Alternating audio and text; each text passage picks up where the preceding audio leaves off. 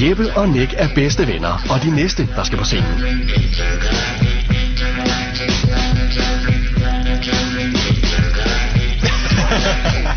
Hvor er det fantastisk. De er varmet fuldstændig op, drenge. Klar. Der er 3 dommer dernede. Værsgo. Så skal vi hen.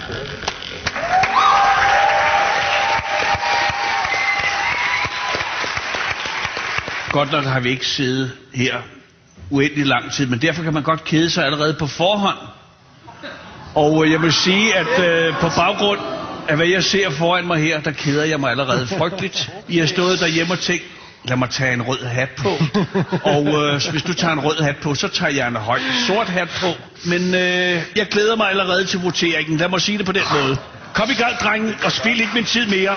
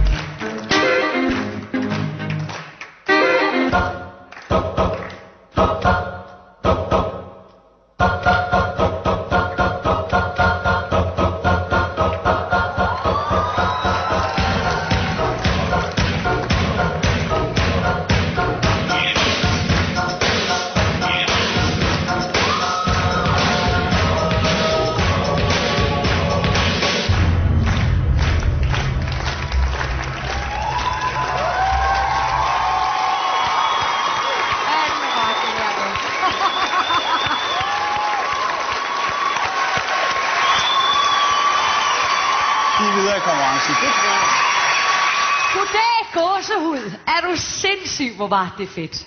I er så overlegne, og jeg elsker sådan noget. Det var bare overraskelsesmomentet, der var surprise i det. I er så knalddygtige, altså. Det er helt vildt. Jeg er solgt. Tak.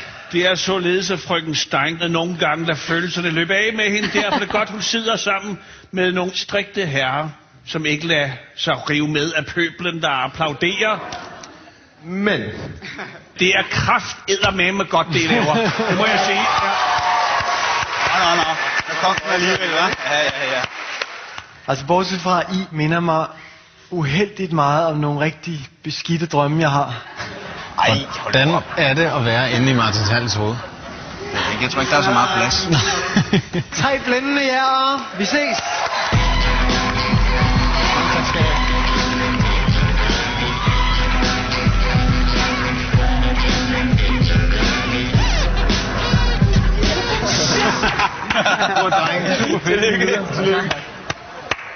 Hvordan gjorde de det? Det ved jeg ikke.